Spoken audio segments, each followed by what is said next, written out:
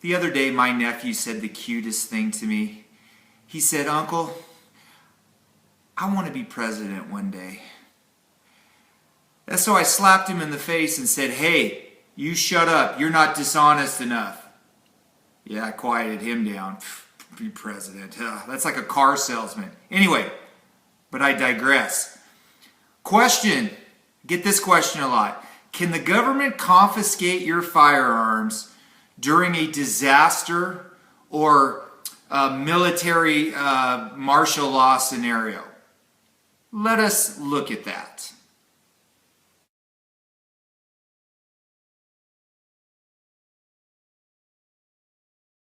Okay, I'm going to ask the question again.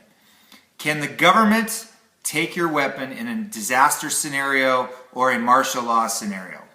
Now, I'm not a lawyer, but I'm playing one on YouTube. You know, and I've done a lot of research on this. I've been looking at this, and, you know, I got to say, the answer to this is a resounding yes and no. No, in the sense that, can they legally take your guns in a disaster? I don't think so. I've been looking and I can't see that. But during martial law, they probably can and they probably will. Now, you might disagree with me on this, and feel free to disagree with me because, you know, I can be wrong. This is just my opinion. But I say legally it doesn't really matter whether they can confiscate your guns or not. All right? Because during a disaster situation or martial law, you might need your guns right now, and if they take them and you have to sue later, who cares? You need them right this very second. So you don't get anything, you know, it's not, woo, I get to sue you later on to say that I was right. You need your guns right then and there. All right?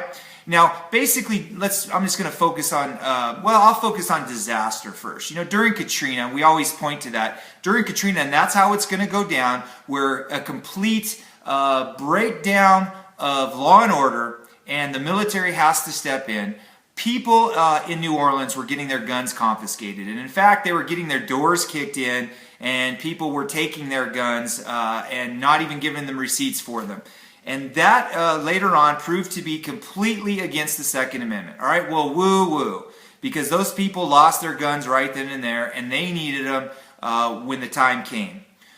So, can the government take your guns during a time of disaster? Yes and no. Because there were a lot of states right after Katrina that started passing laws because they saw the importance of making sure that the citizens of that state felt that they weren't going to get their guns taken away. Now, I live in Idaho, and Idaho passed, you know, put something on the books that says that you can't take the firearms in time of a disaster. Okay, and so what I went and did was I went and found the law, and then I had it laminated. And I suggest you look for this too. In case of a disaster, what is your state going to do with firearms? Can they confiscate your firearms? Will they? Or is there a law specifically set up so that they cannot do that and that you can use later? Well, I made a copy of this and I had it laminated. I made several copies actually.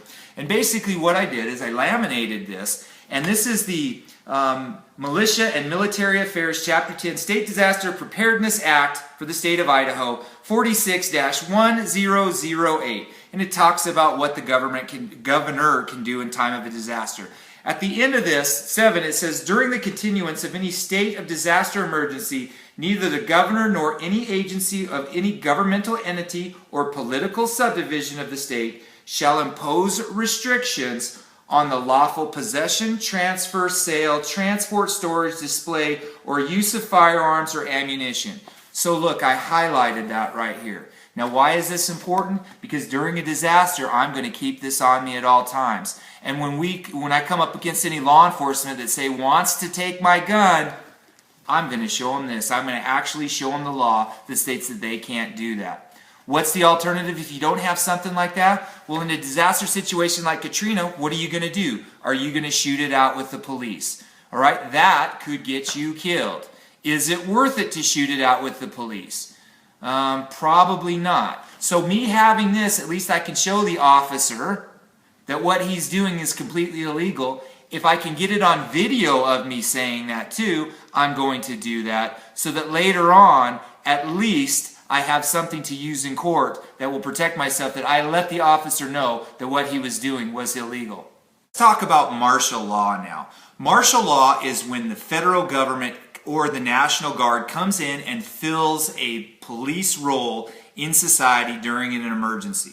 Now, martial law has been declared in America numerous times. All you got to do is go on the internet and look it up, martial law in America, and you'll see numerous examples of when this has happened. So they can do it, they will do it, and they probably will do it again.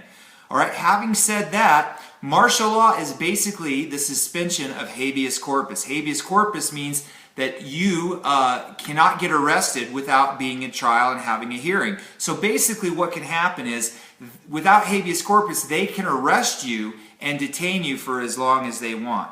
And it's also the suspension of numerous different things. Although I haven't seen anything about taking away firearms, if they can arrest you for anything and they can take away, the freedom of speech, freedom of the press, they can search you when you travel, they can take away the internet, they can take your private property if they needed to.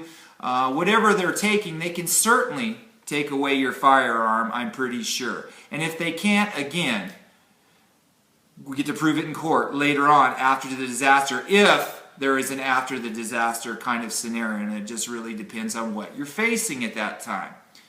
So martial law, they can do a lot of stuff to you, and a lot of things have been designed so that martial law can be total and complete, all right? And that's going to include taking your firearm, whether it's written or not. You know that could happen to you. All right, so now having said all this about whether it's legal or not, can they do it, can't they do it, they're probably going to do it when there's an emergency. And you got to think about this. Think about a military guy or think about a law enforcement guy. They're away from their family. There's some kind of disaster. There's stress going everywhere. People are talking back to them. People are freaking out. How come you haven't done anything for me? Where's FEMA? Giving them trouble, and there's raping, murdering, pillaging going around, looting, and they've got to do things. They're probably not in the best mood. So can they take your gun? You could pretty much bet on this. So here's my suggestion to you. And this is what I say to people all the time. If you have firearms, you need to have a number of confiscation firearms. And people will disagree with this, but hear me out.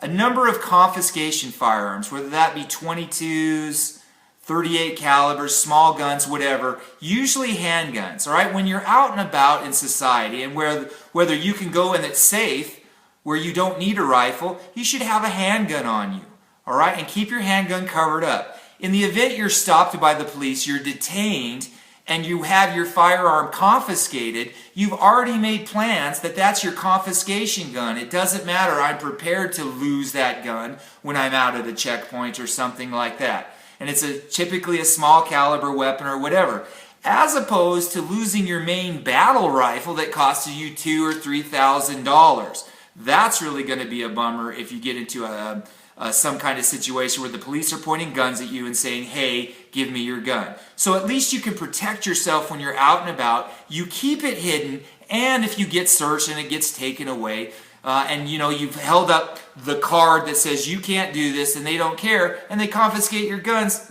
you're not really out too much. You've made plans for that. So I highly urge you to do that. It also might come to a point where you might need to bury your guns to go get them later. So you might want to come up with an idea of where, how to bury guns, and keeping your firearms and your ammunition safe, all right? You don't necessarily want to keep them in your house all together. Have them split apart so that, if you do get your house raided in a Katrina-like situation, that they can't take all of your stuff. Because firearms are very important to stop looters, criminals, people who want to hurt you, people who want to take your food storage. So again, have a confiscation gun, and I call it a drop gun. It doesn't matter that, hey, go ahead, you're right, officer, okay, go ahead and take my gun. And you go home, get another confiscation gun, put it on, and you're going to be okay, and at least you can defend yourself. And use your battle rifle for defending your house or when you're bugging out and you have to go somewhere.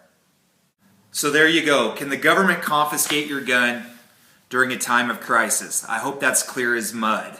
Anyway, remember, the only two things that can hurt your firearm are rust and politicians. Vote those bastards out of office. Anybody who's anti-gun needs to go. We need to keep our guns in America. Anyway, if you're liking this, put a like down at the bottom. Share it with your friends. Subscribe to our channel. We really appreciate it.